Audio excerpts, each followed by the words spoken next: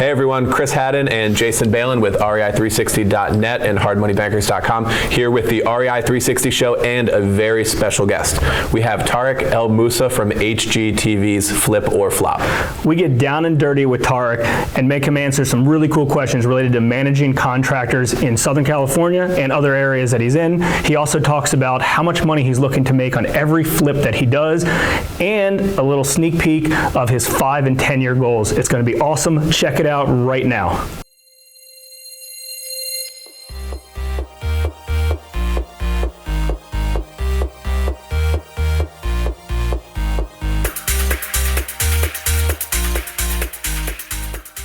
Tarek, thanks for being on the REI 360 show. Thanks for having us.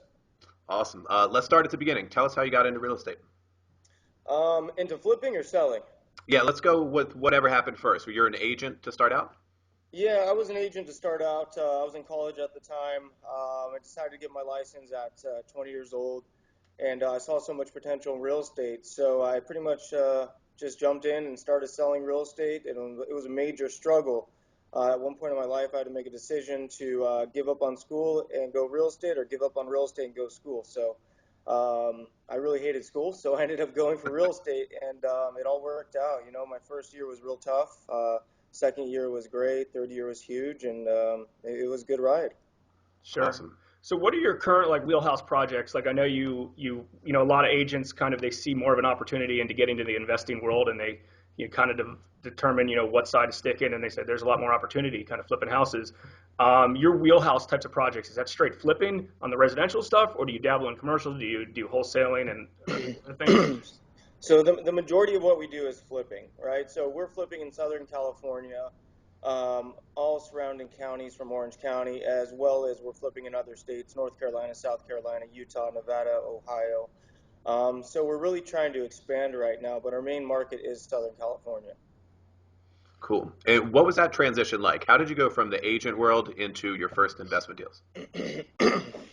Well, for me, I just absolutely hated selling real estate. I just didn't like it. I hated working for someone. I hated getting calls to put stupid flyers in the box because the neighbor's kid stole them. It was just not something I really liked, and I saw the opportunity in investing in real estate, and I was younger, and I saw people making money, and I said, you know what, let's go for it. Let's try flip. We did that first one, made $34,000 under 60 days, and I just honestly never looked back.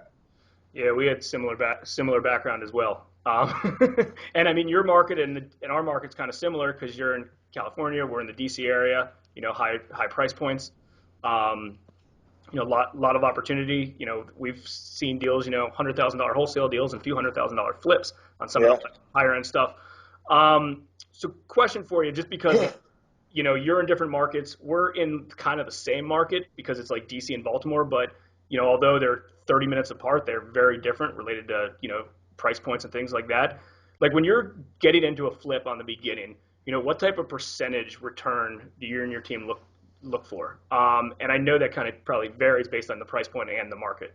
Yeah, it does vary, but on average, a net return at a minimum, we're looking for 12% per deal. Got it. Yeah. 12% of what you have invested into the deal? Absolutely. Yeah, that's pretty much on line. That's on lines with us. Like we do joint ventures with borrowers. We want to be in at 10%. When we do our own flips, we want to be at 15% because we do a little bit more heavy lifting. And then back out cost of money if it's someone else's money, or even if it's your own money, because your money's got all of our money has value to it. Exactly. So we're kind of on the same page there. So we always go for 12. Sometimes you end up at 10, sometimes 8, sometimes 20. Just don't know. Yeah. Exactly. Another question for you, since we were talking about the different markets where we're all doing business.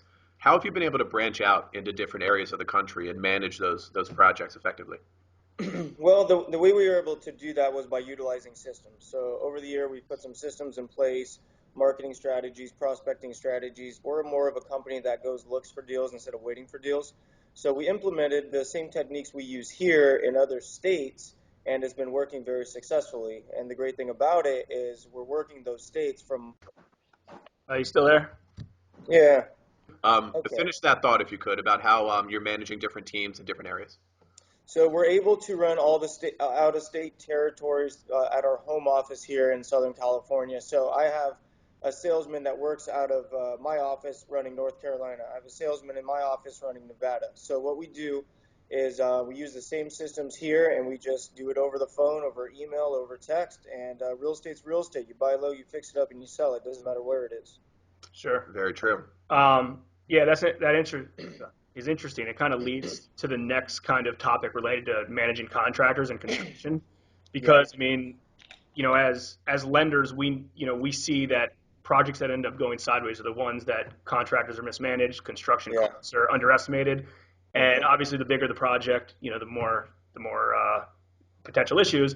And even on our own, we have a few flips going at any given time, and we see the same issues.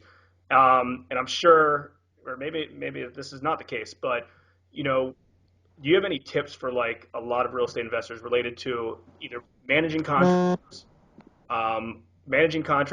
or making sure construction projects are not going over budget? Yeah, see, that's a tough one. Even myself, after doing hundreds of houses, we still struggle going into new territories, which it was a lot to learn over the last year. We got burned in 3 states by 3 contractors, right? So we have a really good core group here in Southern California. But I would say make sure you get references, make sure you get everything in writing. You have to establish a timeline of when they must finish the project, and if they don't finish, there should be a penalty. And even myself, I'm not as good as implementing this as I should be. Yeah. But I think those are very important things. And at the end of the day, when I got into the business, I kept going for the cheapest guys, and I just paid for it in the long run. It was just a nightmare. Yeah. You get what you pay for, just like anything else. We see a lot of that locally as well. We actually had a group of some very large investors in our office recently that we did like a mastermind on, and that was like the number one topic of like, how do we clean this up? Because going over a construction budget of 10% is just like paying too much for the property. So yeah, exactly. It's a gigantic issue, and it seems like everybody's running into it, and that's probably one of the things that you're critiquing, especially as you open up to a new market, because I'm sure like in the Carolinas, your cost for labor or your cost for materials may be cheaper than areas that you're in California, and I guess that's just part of your play on, hey, we're going to do here, and as long as we know what the cost per square footage of a build, that's how you kind of model your formula. Yeah, so in different states there's different pricing, so of course we have to factor that into our purchase price, rehab, and our ARV. So yeah, each state's a little bit different, each location's a little bit different, but it's definitely more expensive here in California than it is for me on the East Coast, like North Carolina. Yeah, got it. Tarek, switching gears for a second. How did you go from being an Orange County real estate investor to getting the TV show? I saw you touched on that on an interview that I watched. Seemed like a pretty good story. I'm always going to, events and seminars and training and coaching, and it was actually a real estate sales event I was at many years ago. Got real lucky, ended up sitting in the front row of this huge event, and I ended up mingling with some of the people up front. I would call them the ballers, right? At that time, they had all the money, and it was me and my wife, and they noticed us and started talking to us. And one of the guys said he had a local TV show, and he got some business from it. A few weeks later, we were flipping our first house, and I told my wife I'm going to get this TV show. She said I was crazy, laughed at me, and here we are. So it was kind of like always looking for an opportunity, and I tried something that no one else really would probably try, and it worked out. Yeah, that's great. That's great, a good man. story. So what's next for you? Like, what's the long-term goal? I know, like, as entrepreneurs and business owners, like, sometimes it's scary to think like what's going to happen in 20 years because you saw what happened a few years ago, and you're like, oh shit, like if that's really the case, like that, it's almost. Well, believe it or not, I'm actually looking forward to it. For sure. I'm actually really excited for the next turn in the market, just simply because history repeats itself, and that's the time to come in and attack. That's why everything we're doing now is to prepare ourselves for that next cycle. We're trying to put systems together where we get better deals, organic deals, off MLS, no competition. So that's where the direction of my company is going right now. Yeah, is the market where your core market in California, like, is it towards the top now, do you think? Like if 08, 09, everything kind of crashed? I would say we're about 10 to 15% off the peak. Yeah. I think we 100% agree with that. That's what we've seen in DC, and when everybody asks us our thoughts, the one word answer is like cautious. Like not scared, but like cautious. And yeah, exactly. You see things occurring. So you're also involved in, doing some education and helping other real estate investors grow as well? Yeah, absolutely. You I mean, want- I'm really big on education and coaching and training. Like I said, if I wasn't at that educational seminar, I wouldn't be here with you guys today, right? So it's always about surrounding yourself with the right people, always taking knowledge and networking, and you just don't know where life's going to take you. But if you want to go somewhere, you have to talk to people and you have to meet people. Yeah, we have a similar story as well. I think like in the mid Yeah, that's how we 2000s, got we started. we flew out together to Arizona to a short sale event. Didn't really even know what a short sale was, and I wouldn't say like the education we learned there changed our lives, but just like going there and meeting people and be like, holy crap, like there's so much stuff out there that we didn't even realize. Yep. And 10, 12 years later, here we all are. You're thriving. Yeah, absolutely. So I think education and training is very important. And I think it's very difficult for people without the background to get into this business and start flipping houses. And that's why the Success Path system has been so positive. I mean, we're changing lives, we're helping people, and it's amazing to see, when you go to Las Vegas and people come up to us, shake our hands, and tell us how we changed their lives. It's just a great feeling. That's awesome. Good for you guys. What's the plan nationwide? Are people going to be able to see you in different cities around the country? So based on our film and family schedule, obviously we're not able to make it to all the events. So we do as many as we can, but the ones that we 100% do are the big summit events in Las Vegas, where all the students that have signed up to be a big part of the organization go, and they get training with a huge panel of celebrity TV show flippers, including us, Flipping Boston, Flipmen. So there's just so much education at those summits. It's such an important thing. Got it. Nice. When is the next one supposed to be? The next one is going to be, I believe, in about 3 weeks.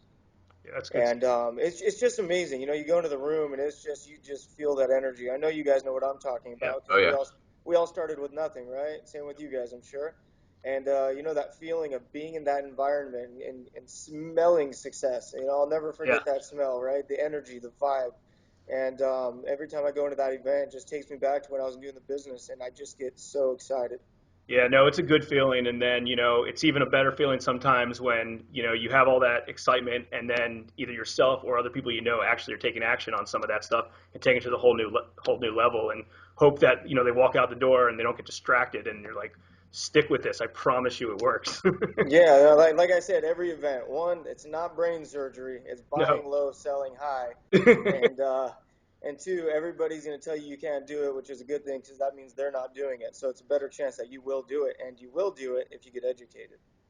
Yeah, no, it's awesome. It's 100% agree. So what's the best way for folks to kind of get in touch with Success Path and things like that?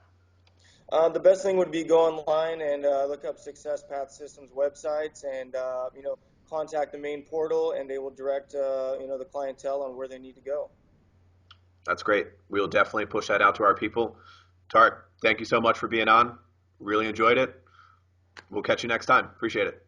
All right, guys, have a great day. Cool, man. Appreciate it. Thanks.